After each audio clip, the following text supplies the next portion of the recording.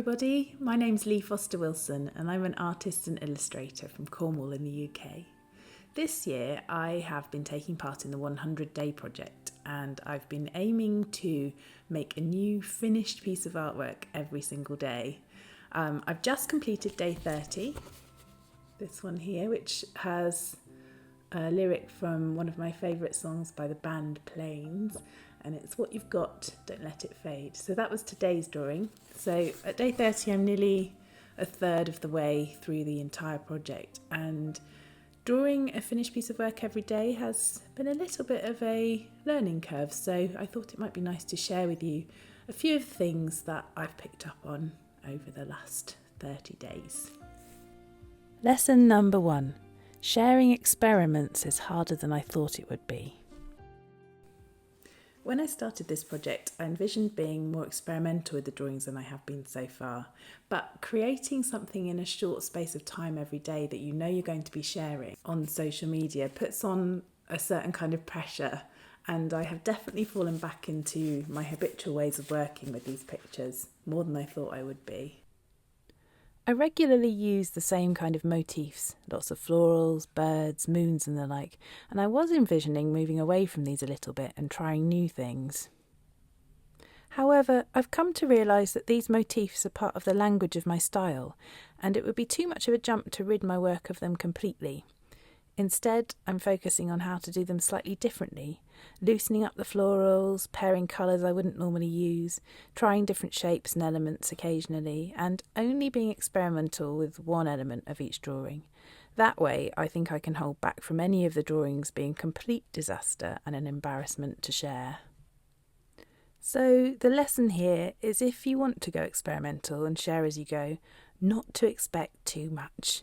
Make the changes a little bit at a time, and if you do back up and the work becomes comfortable again, don't beat yourself up about it.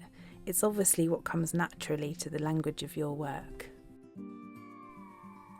Lesson number 2.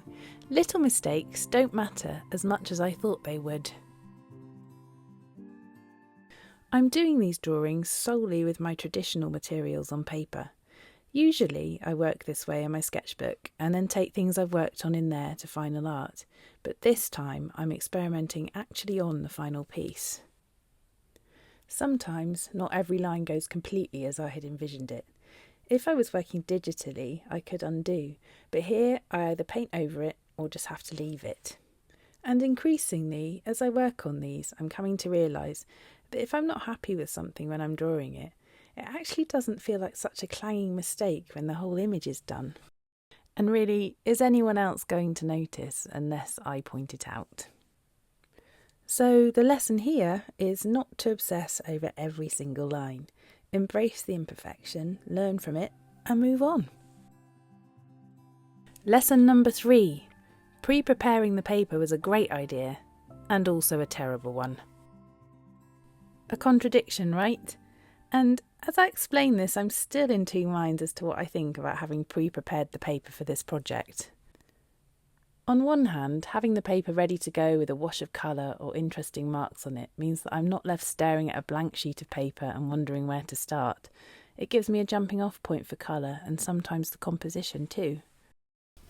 Take this one for example. The green in the background was already there as part of the pre-prepared paper and immediately, of course, said nature. And perhaps it could be the background for a shrub, or maybe it's a hillside, in which case wildflowers would be a nice easy solution. And in the end I kind of did both. So I put these little galloping horses on there, and I asked my followers whether they thought that we were looking through a shrub to galloping horses on a distant hillside, or if they thought the flowers were normal sized and the horses were like tiny insect-sized horses. And I would love to know what you think too about this. So yeah, leave me a comment. Is it horses on a distant hillside or tiny insect-sized horses amongst normal-sized flowers? And then there's this one too, where the purple flowers were kind of actually watercolour splodges already on the paper, which you can see here. And I just painted around them and incorporated them into this little floral one. But some of them haven't been that easy to work on. And in my shuffled stack of paper here, there are some that I'm really not looking forward to working on. And I've kind of shuffled them into the back of the bag, which is just kicking the can down the road really, and probably making things a lot harder for myself in the long run. But sometimes I just feel when I'm doing this that I just want a blank sheet of paper, because thinking of what to draw each day is kind of hard enough without having to factor in some weird shape. But this is the challenge I've set myself, so I will continue it and see what happens with the more challenging backgrounds, I guess. And the takeaway from this and the lesson learned is that maybe, it's just sometimes, a blank sheet of paper isn't such a bad starting point after all.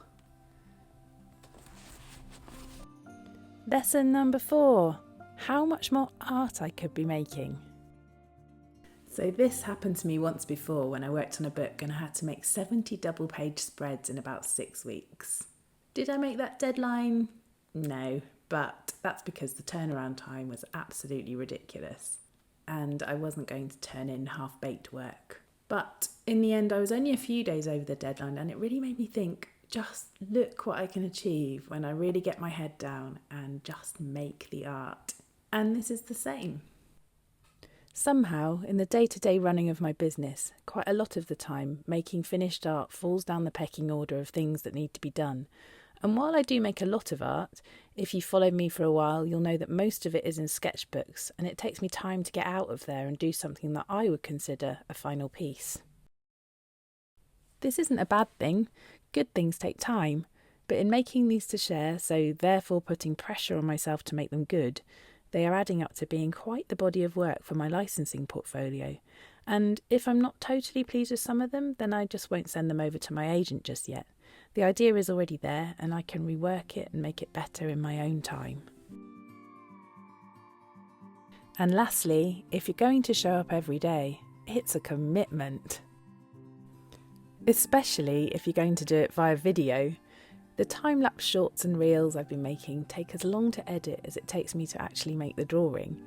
I did have a short break for a few days and just shared the final image, but that isn't nearly as interesting, so I have resumed the time-lapses. Also, people seem to really enjoy them, and I like making things that people enjoy, so I'm stepping hard on the gas to make that happen. All in all, this has been a really enjoyable challenge so far, and I love learning and gaining insight from processes like this. If you've enjoyed these first 30 days and hearing about them too, please do stay tuned and subscribe, because there's 70 more to go. I'm likely to learn a lot more as I go along, so I'll be sure to share it with you too. See you next time.